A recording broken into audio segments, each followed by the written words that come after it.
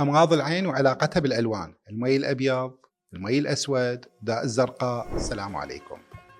اليوم راح نتكلم على موضوع جدا شائع ونسمع به كثير من عندنا، اللي هو المي الأبيض في داخل العين أو إصابة العين بالمي الأبيض.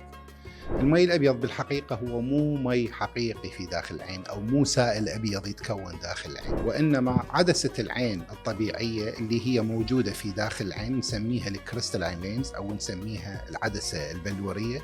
هذه تكون شفافة حتى تسمح بمرور الصورة والضوء من خلالها، حتى تفسرها الشبكية وتدزها للدماغ حتى تصير الصورة واضحة ويصير عندنا نظر طبيعي.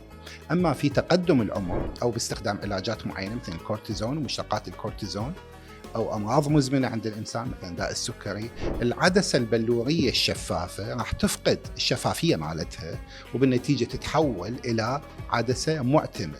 هاي العدسة المعتمة ما راح تخلي الصورة تمر من خلال مثل الجامة المظللة، بالنتيجة المريض تدريجيا يفقد القدرة على إبصار واضح. السؤال الثاني، شو وقت نحتاج نسوي عملية إزالة الماء الأبيض وزراعة العدسة؟ الجواب لهذا السؤال يعتمد على تأثير عتامة العدسة على وضوح الرؤية. هواي يجونا مرضى عندهم عتامة بسيطة بالعين، ننطي فقط نظارات يرجع يشوف طبيعي جدا وما يحتاج عملية، يحتاج فقط فحص دوري كل 6 أشهر مثلا. لما نزود العتامة وتأثر على وضوح الرؤية، بذاك الوقت نقدر نشيل المي الأبيض أو الساد العين المكتمل أو الكاتاراكت اللي نسميه، ونخلي عدسة داخلية، وهاي العدسة راح تظل طول العمر وما بها أي تأثيرات على صحة العين. نتمنى لكم الصحة والسلامة الدائمة. الأستاذ الدكتور زيد يوسف شكر.